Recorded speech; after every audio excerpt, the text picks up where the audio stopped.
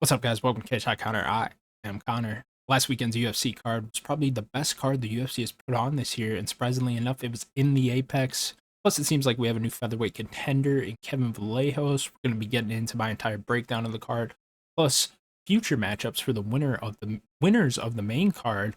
But before we do that, guys, please remember to subscribe to the channel, like the video, share it with your friends, share it with your MMA homies, share it with your grandma. I'm sure she'd love to watch this. All right, thank you very much. Appreciate it. Let's get into the whole thing then here. First up, then, of course, guys, this card went down last weekend. What was that, March 14th, something like that? Kevin Vallejos versus Josh Emmett in your main event. Going down at the beautiful UFC Apex, UFC Meta Apex, excuse me. Mark Zuckerberg gonna come after me if I forget to leave Meta out of the title. Of course, in your main event, Kevin Vallejos defeated Josh Emmett via TKO round one, and he just absolutely ran through Josh Emmett. This 24-year-old kid who going into this was only 3-0 in the UFC, just absolutely demolished Josh Emmett in the first round. Emmett really had nothing for him.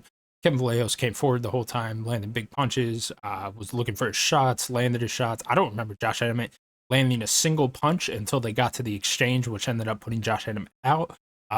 Josh Emmett did finally throw his right hand, and Kevin Vallejos also threw his right hand, and Kevin Vallejos' right hand was a little bit harder. Ended up dropping Josh Emmett, and Kevin Vallejos just absolutely fucking swarmed him from here, and got Josh Emmett out of there, who has typically been a very tough task for some of the heaviest hitters in the division to get out of there. I mean, I remember Jeremy Stevens knocking him out long ago, all those years ago, probably like a decade ago at this point. We all, of course, remember Ilya Taporia not even being able to knock out Josh Emmett. But Kevin Vallejos went in there, did the damn thing, knocked Josh Emmett out in the very first round, and looked extremely impressive. Now, the win, it should be caveated by saying that Josh Emmett is 41 years old. He's clearly aging. He's clearly not in his prime anymore. Just recently signed like a very long, I think it was 6-fight deal with the UFC. Josh Emmett did. I have no idea why he would sign that, because I feel like Josh Emmett would be a perfect fighter for like BKFC right now or something like that. I don't know. I feel like Josh Emmett really should have looked elsewhere come the end of his last UFC contract, but whatever. Besides the point, I guess Kevin Vallejos knocks him out in the first round, and we certainly have a new featherweight contender in our hands. A very young one at that. Like I said, this kid's only 3-0. Coming off that big win over Giga Chikate back in December. Kevin Vallejos very active right now. Just made his UFC debut last year after getting the contract after his second stint on Dana White's Tuesday Night Contender Series. And like I said, 4-0 now, looking absolutely unbeatable. The only loss he has on his record is that loss to John Silva, which he must have been like, what, 21 at the time when he was fighting John Silva, and that was a fucking war too. That was a really good fight in the Contender Series, a really high level fight on the Contender Series, and a fight that we're probably going to see a rematch of in the future for Kevin Vallejos and John Silva. Yeah, man, this kid, he's very good. He's clearly very skilled, very talented. Got them hands. Who knows how good his grappling is? I'm sure it's pretty good. But he clearly has that same kind of boxing style as Ilya Taporia. His hands are very tight. He looks very technical when he's on the feet. Very slick movement, very slick head movement as well. So yeah, it seems like we got an Ilya Taporia back at this featherweight division, and his name is now Kevin Vallejos. For Kevin Vallejos next, I'm gonna suggest the winner of Patricio Pitbull and Aaron Pico. I see everyone throwing out the John Silver rematch. I see everyone throwing out Yair Rodriguez, and guys in the top 5, top 10. I think we just need to all slow down a little bit. If I'm this kid's manager, I tell him, let's just slow down a little bit, buddy. You're only 24 years old, and you're already about to be ranked in the top 10 in this UFC featherweight division. I think Josh Emmett was number 11, so technically Kevin Vallejos will be ranked number 11 when the rankings update on Monday. But I just think he needs to, let's just slow our roll a little bit here, just a little bit here, because it's just, as soon as you get into that top 10, top 5, it's like, that's it. And really, there's no turning back from here. Like, Kevin Vallejos can now that he's won a main event against Josh Emmett, he can't go and just fight other unranked guys in this UFC featherweight division, which is where I would have tried to have keep him if I'm his coaches, if I'm his manager, for like a year or two more. 24 is super young to be fighting the best and the best of a UFC division, and especially at featherweight, which is one of the better divisions in the UFC. Not the best, probably lightweight and bantamweight are still a tad bit better, but still, I mean, you go look at the top 15 right now of this UFC featherweight division, and it's damn impressive, especially with all the young up and comers that we got in there recently. Yusuf Zalal, Milky Koska, Steve Garcia, all those guys have big fights lined up right now, and they're all young, they're all new, they're all fresh faces to be adding into these rankings, and they're going to be trying to take out the old guard here. And Kevin Vallejos is probably leading that charge now. So if I'm Kevin Vallejos, yeah, I just let's just slow down a little bit. I know technically Patricio Pitbull, Aaron Pico, they're going to be ranked a little bit behind you still, behind Kevin Vallejos. I think Patricio Pitbull is currently ranked like 14 right now, and Aaron Pico obviously not ranked at all. So I think you fight the winner of this, fight back in the rankings just a little bit. Like, let's just slow our roll. I know everyone wants the John Silva rematch, but I just think it's too soon. Let's just settle down. 24 is so young to be doing this in the featherweight division. So yeah, if I'm Kevin Vallejos, I set this fight up for later in the year, probably August, September time.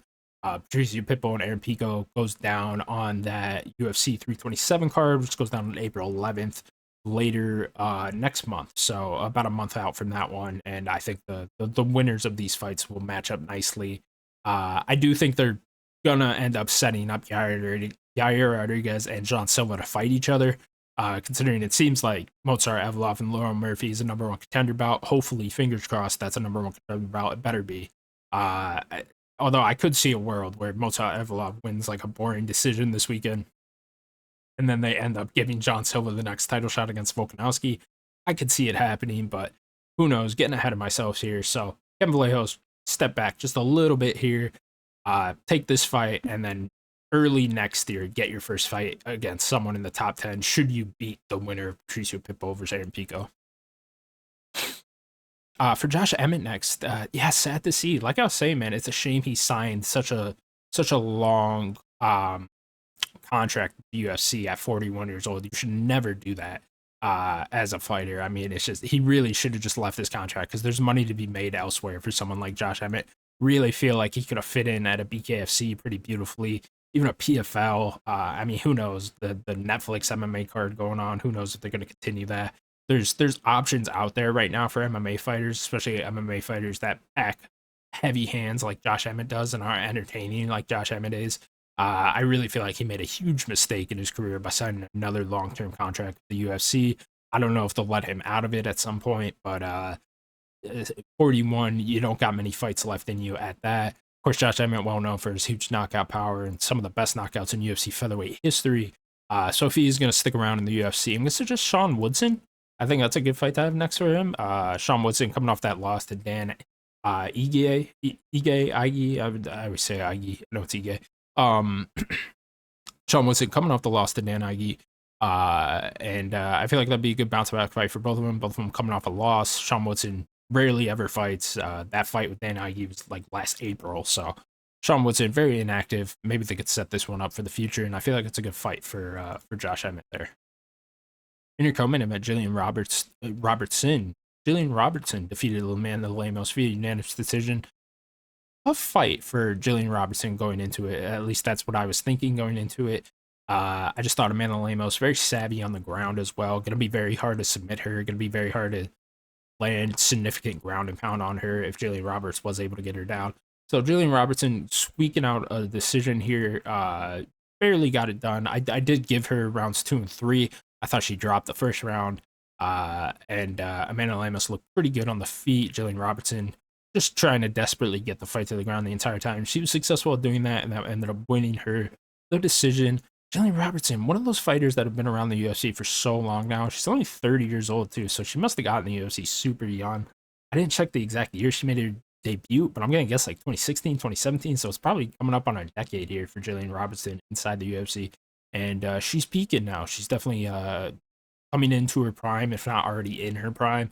Her athletic prime, that is, and very close to getting a title shot now at this UFC strawweight division. It's obviously, I think the UFC is probably setting up Mackenzie Dern versus Weili Zhang. Weili Zhang coming off that loss to Valentina Shevchenko up at 125. Mackenzie Dern, of course, recently just won the UFC strawweight title, so I think they're setting that fight up, and I think that makes a lot of sense. So I think Jillian Robertson is going to have one more fight before getting the UFC title shot. I'm going to suggest the winner of Tatiana Suarez versus Lupi Gordidez. I'm assuming Tatiana Suarez is going to win that. So I'm going to suggest Robertson versus Tatiana Suarez. I think that would set up a clear number one contender fight for both of them. Tatiana Suarez looking to get her second UFC title shot. Jillian Robertson looking to get her first. And I actually think Jillian Robertson matches up pretty well with Tatiana Suarez. I think she could give Suarez a lot of problems there. And she's going to have to fight her at some point, anyways, even if she did fight for the title and win the title. She's going to end up running into Tatiana Suarez eventually. So you might as well do it beforehand and set up a nice number one contender fight maybe for later this fall. The Tatiana Suarez versus Lupi Gordidez fight also goes down on UFC 327 on April 11th. So set up winners fight each other here for a number one contender match. That makes a lot of sense to me. Of course, you got like Virna Jandiroba still out there, Yan Xiaonan still out there. So a couple other girls still out there, but I think both of them are coming off losses still. Tatiana Suarez is coming off a win over Amanda Lemos as well, even though we don't talk about that fight because it was horrible. But nonetheless, Tatiana Suarez, Lupi Gordidez winner versus Jillian Robertson for a number one contender. Winner gets the title shot. In your next fight, Jose Delgado defeated Andre Fili via unanimous decision. Awesome fight here. Andre Fili knocking down Jose Delgado in the first round. Delgado dropping the first round and really coming back. Mixing in the kicks a lot in the second and third round. I thought that was kind of the differentiator here and what ended up winning him the fight. And then in the third round, of course, just landing big, heavy punches on Delgado's side. Delgado's a really fun fighter, man. The UFC clearly likes him. They keep giving him pretty big name opponents, especially for how early he is in his UFC career. You know, fought Nathaniel Wood, fought Andre Fili now. Those are pretty big names at this featherweight division. Of course, it was probably nice for Jose Delgado to get that taste of that loss out of his mouth. I don't know what the fuck I'm saying there. He was getting over the loss now to Nathaniel Wood, which was a very close fight. One of my top 10 fights of the year was Nathaniel Wood versus Jose Delgado.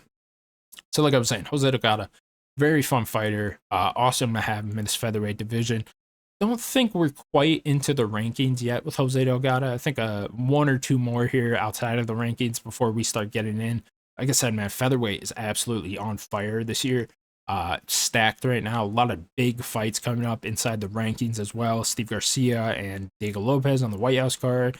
Aljamain Sterling, Yusuf Zalal at the Apex somewhere. Milky Casca versus Arnold Allen's going down at the Apex somewhere too in May.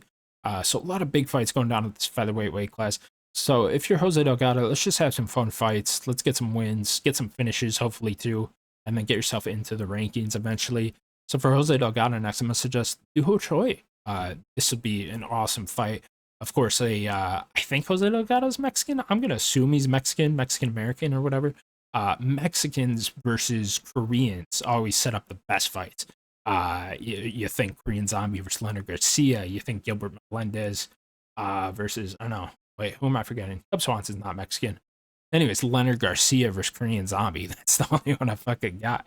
I was thinking Cub Swanson's Mexican versus Duho Choi. Whatever. I was trying to make a cool point. It's not cool anymore. Jose Delgado versus Duho Choi, though, would be very cool. Would be an awesome fight.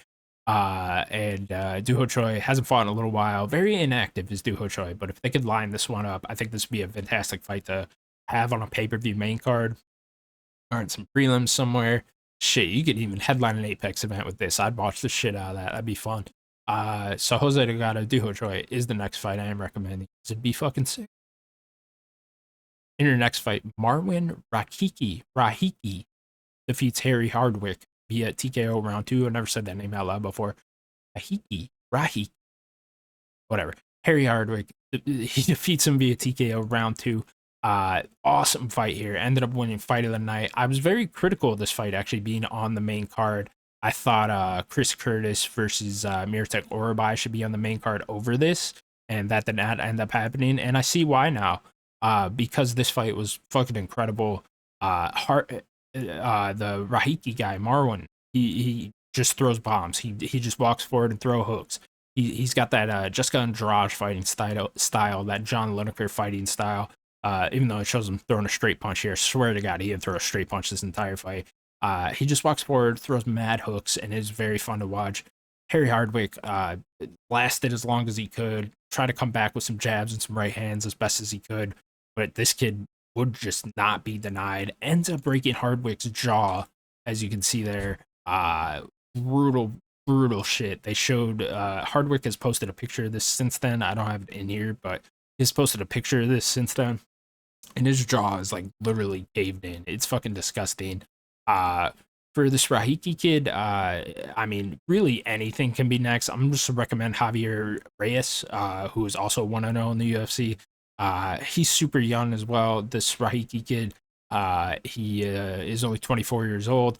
At this featherweight division once again. So a lot of fun shit going on in this featherweight division. But yeah, you don't really need a big name here. Really, anyone will do. So Javier Reyes will be the one I recommend. Still think it was kind of weird that this fight was on the main card, just considering Rahiki was making his debut and Hardwick is 0-1 in the UFC going into this, now 0-2. But whatever, it doesn't matter. One fight of the night, so clearly matchmakers knew what they were doing, putting it on the main card. Your next fight, Ian Cucciolabre defeated Omar Sy via sub round 1. A big underdog win for Ian Cucciolabre here. Really was looking fairly good throughout the entire round. They end up getting in a scramble here. Cucciolabre sinks in a guillotine and then kind of transitions it over to a mounted guillotine and ends up getting the tap on Omar Sy here. Omar Sy, whatever they call him. For Cucciolabre next, I'm going to suggest Jimmy Crute. That fight has surprisingly never happened. Cucciolabre, another one of those guys where like he's just been around the UFC for so long. It's like Josh Emmett, Julian Robertson, and Cucciolabre. I think they all made their debut in 2016. So a decade for them. They're just kind of they're staples of their respective divisions inside the UFC. And Cucciolabre always delivers fun action fights, and I think he should be rewarded with someone in the rankings at some point. And I know Jimmy Crute just fell out of his fight against Dustin Jacoby, which was supposed to happen back in that UFC in Australia card, whatever pay-per-view number that was, the one headlined by Volk and Lopez 2. He had to back out of that fight, and so I think you kind of don't reward him again with this similar type of fight with someone in the rankings now. So you set up Ian Cucciolabre versus Jimmy Crute. Winner gets someone in the rankings next. In your last fight on the main card, Charles Johnson defeated Bruno Silva via split decision. Huge Charles Johnson fan. I actually thought he lost this fight. I ended up giving Bruno Silva rounds 1 and 2. And I thought Charles Johnson was going to have to get him out of there to end up winning the fight. But the judges end up siding with him. Kind of feel bad a little bit for Bruno Silva there, not going to lie. But nonetheless, I'm a huge Charles Johnson fan. So happy to see him get another win, get a bounce back win after that bad loss to Alex Perez back in January. And quick turnaround for Charles Johnson. And again, when someone gets knocked out like that, I would prefer you take a little bit of time.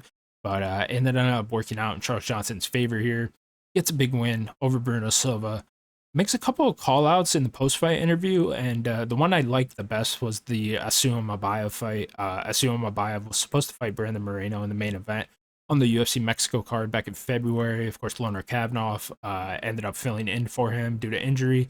So hopefully things line up here and he's able to heal from his injury pretty quickly, because I know Charles Johnson likes to fight really frequently. So hopefully they can turn him around really quick, probably in the summer sometime, and get this Asuma Mabayev fight. Sue is ranked number 8 the UFC featherweight division. Or no, excuse me, UFC flyweight division. And I'd like to see Charles Johnson get a top 10 opponent. Considering all he does for the company and how often he fights and how awesome his style is to watch. And considering the wins he has, I mean, he has a win over Lonnie Kavanaugh, who's now ranked in the top 7, top 5, whatever, the UFC flyweight division. Has a win over Joshua Van, who's, of course, the champion of that flyweight division. So it's unfortunate the recent losses Charles Johnson has had, because he's beaten some of the very best names at that flyweight division. So give him a Asuma Mabayev, and then winner can fight someone in the top 5 or something like that. Flyweight, another division that's very stacked right now, very entertaining. Of course, we have Joshua Van versus Tetsuro Taira happening on the UFC 327 card, which I'm pumped for that card. That card is absolutely fucking stacked. But yeah, flyweight looking awesome right now. Charles Johnson also looking awesome in his performance. Here's a look at the rest of your prelims. Like I was saying, that Mirotic Orabai versus Chris Curtis fight was probably my most anticipated fight of the card. And it ended up being being what it was. Mirtek Orabai just absolutely wrestle fucking the shit out of Chris Curtis. Chris Curtis not happy about that one at all. But very impressive for Orabai that he's able to take down a former middleweight with very good takedown defense, Chris Curtis. So good for him. That Vitor Petrino versus that Aspinall fight, or that guy, whatever. That fight was fucking sick. Elijah Smith getting another big win, making his dad proud. And yeah, just awesome shit all around. This card was incredible. The prelims were awesome. The main card was awesome. Best card of the year thus far, I would say, which is why I'm giving it an 8.3. One little point above UFC 324, making this the best card of the year thus far, even though it was an Apex card. And even though the name value wasn't super high, but there was a lot of really big name fighters on this card, though. So yeah, card was awesome. Absolutely loved it. Off to London we go next weekend for Multi Love versus Laurent Murphy. I'll be putting out a preview video for that one, so keep your eyes out for that. Make sure you subscribe to the channel so you can watch that one as well. A lot of big things going on in MMA recently. Nate Diaz versus Mike Perry just got announced for the Netflix card. That's probably the best fight on that Netflix card in my opinion. So I'm absolutely excited for that. Even though it is two like aging guys, whatever, I don't really care. And yeah, a lot of big things going on in the world of MMA. Make sure you subscribe to my channel so you can check out all my videos, and I will keep you, somewhat up to date with the world of MMA. And you can watch my previews, you can watch my post shows, and whatever other fun ideas for videos I have. Let me know how much you guys enjoyed the recent UFC Apex card. What you'd rate it out of 10. Let me know in the comments below. Let me know how excited you are for Nate Diaz versus Mike Perry, because that is a painer the more I think about it. And I'll catch you guys in the next one.